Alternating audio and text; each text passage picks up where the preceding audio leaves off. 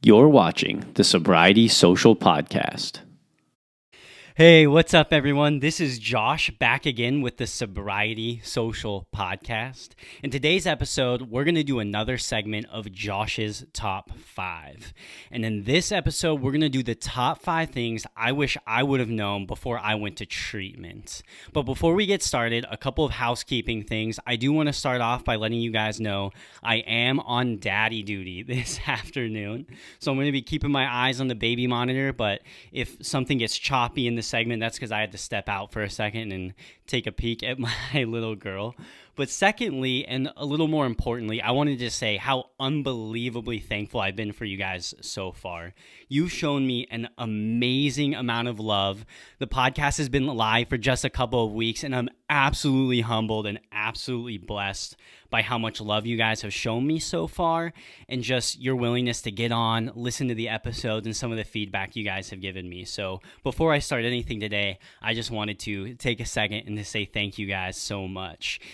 If you guys continue to like what you hear, it would mean the absolute world to me if you could subscribe on iTunes, Stitcher, Google Play, YouTube, wherever you're consuming the show, and give it 5 stars if you love it. That's kind of the way that more people can get to know about the show and get to know me.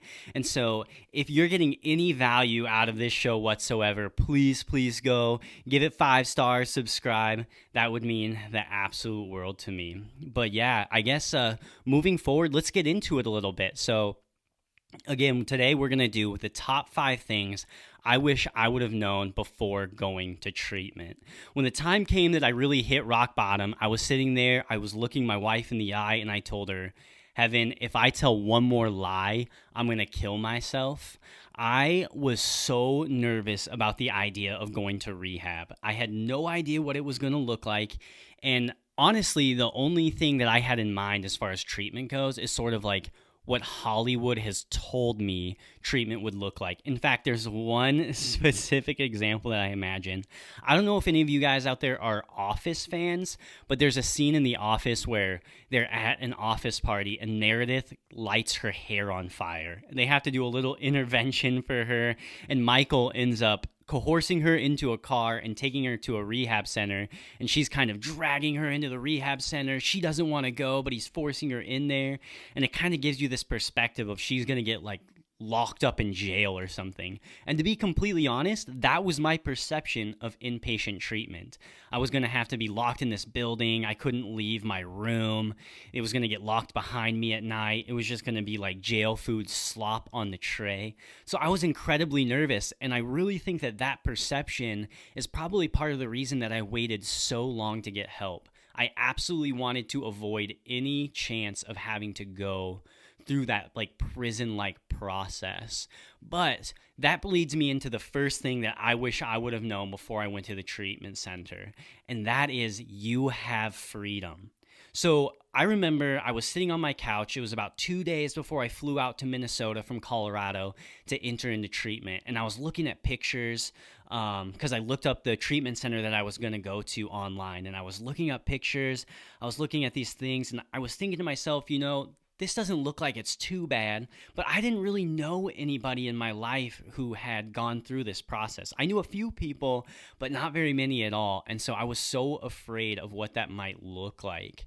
I showed up on my first day in treatment, I checked in, and they put me into my room, and for that entire first week that I was in treatment, they were so chill. They were like, we're not really going to like keep tabs on you. You do your thing. If you want to show up to class, you can show up to class. If not, just chill. Give your body a little time to detox. And it was also a chance for me to figure out, is this really something I want to do? Is this really somewhere that I want to be? And I really started to get a taste of, you mean I can, if I want to like walk out right now, I totally could. Doesn't necessarily mean that I would still be allowed to go to treatment there, but it was no like prison type feel. They don't lock the doors behind you. They don't force you to be there. You get to be there completely on your own and completely just on your own will and by your own choice. And I feel like if I would have known that there was that type of freedom at treatment, I would have I mean, I guess I don't know this for sure, but I'd like to think that I would have been a lot more willing to go to treatment and get the help that I needed a lot sooner. So, if this is something you're ever contemplating, or if you know somebody that needs to go to treatment, show them this episode or just encourage them, like, look, you get to be there because you want to be there. And that could be really something, a valuable piece of information that somebody may need to know. The second piece of information that I wish I would have known before I went to treatment is not everyone is going to be there for the right reasons. Me personally, I didn't go to treatment until I was ready to get clean. I waited until I hit rock bottom. Nobody in my family gave me an ultimatum. Nobody gave me a threat or said, if you don't go, like, we're going to cut you off or we're going to walk out of your life. I was super blessed with loved ones and family that kind of let me come to the realization on my own that I needed help. So when I got there, I guess I had this idea that everybody was going to kind of be like me. They were ready to get clean. They were ready to put in the work. They were ready to do whatever it took. And I realized pretty quickly that just really wasn't the case. You know, the treatment center that I went to is in Minneapolis, and I went in September, so it was heading up to wintertime, and you start to realize, like, in Minnesota, it gets really freaking cold. And so there's a lot of people who actually were checking into treatment, inpatient treatment. They had a drug problem, and so they had that kind of reason to check into treatment, but really all they were concerned about is getting 3 hot meals a day and a bed to sleep in. And I watched them kind of like haphazardly go through the classes, and then they would either A, end up leaving way early, B, they would end up relapsing, or C, they would stick through and graduate, but then they would relapse really shortly after because I don't feel like they gave treatment their all. That was a really difficult thing for me to see. Just looking around, I really looked at treatment as such a blessing and such like a huge gift that was given to me. It was really hard to see how many people I really saw sleeping in beds next to me or sitting in class next to me, and they really weren't in treatment for the right reasons. I wish I kind of would have known that, and I was able to expect that when I checked into treatment for the first time. The third thing that I wish I knew before I went to treatment was that the staff actually cares about you. You know, you see these guys, they're the staff members at the treatment center, and it's easy to start to believe that they're just here for a job. The real reason that they're here is to just get a paycheck. They may have a little bit of history with addiction, and so they were qualified, but they didn't necessarily really care about your success or not. And I want to absolutely cast that lie away. It's really easy when you're in treatment to start thinking to yourself, man, these people are so hard on me. I don't like the rules. This is tough. And to really like forget that these people have given up their whole lives, sometimes even like their entire dreams, to go into this career, to pour into addicts, to love other addicts, and to give us what they've been freely given. And it's just amazing to see how much the staff truly does care about me. One of the reasons I can say that specifically is the staff members that I was in treatment with, they still are genuinely interested in where I am at post-treatment. I run into several of them around town. Every time they see me, they're super concerned about how I'm doing. They want to know how I'm doing. They ask about me and my family. And it's just really, it really blows my mind how much these people really care about me. I wish I could have understood that before I went to treatment, because I think I wasted a little bit of time that first month there really trying to feel out what treatment was going to be like. I really wasn't sure who I could trust, and part of that was just me dealing with some of my own insecurities and addiction, but I didn't feel like I could really open up with these people or that I could really share with them truly what was going on inside of me, because I didn't really trust that they were there for my best interest. After graduating from treatment, I totally understand that that's a complete lie. These people absolutely care about you. They love you unconditionally, and they're there to help you give you your life back. So the number 3 thing I wish I would have known before I went to treatment was that the staff truly cared about me. Fourthly, this is a point that I think is really important for people to realize if they're considering to go to treatment, is that, look, rehab is not magic. Those people, they don't have like a special set of rules and regulations and the right words to say that are just going to make things click in your head and make you sober. The reality is, I don't think that there's one treatment center that may be more effective than the other treatment center because they figured out the perfect combination. The reality is, no matter where you go, if you're willing to put in the work, you're going to find success. If you give yourself wholeheartedly to that treatment center and to the system that they're implementing, my guess is that there's a very high percentage that you are going to walk away from that center having success.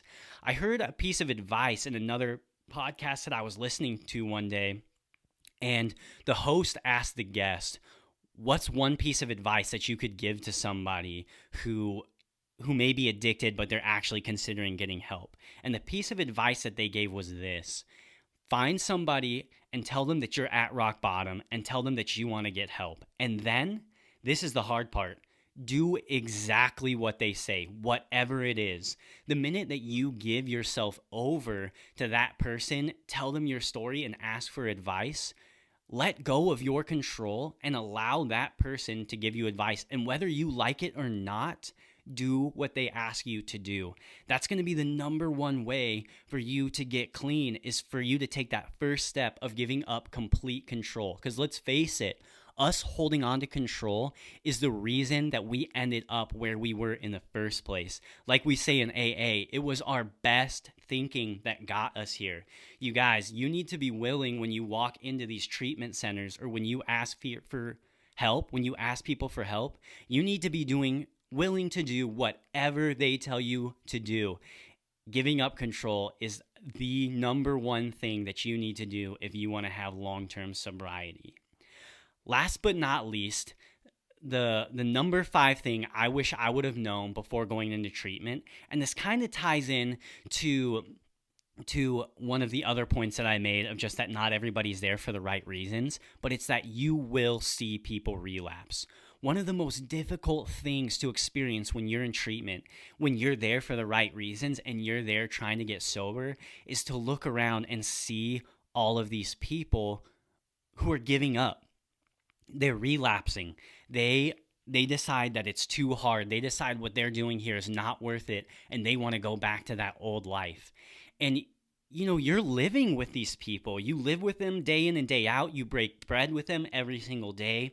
You're studying the Bible with them. You're sitting in classes. You're with these people pretty much 24/7. And so you really start to love these other guys. You start to really build a relationship with them. And it's so, so, so difficult to watch them relapse.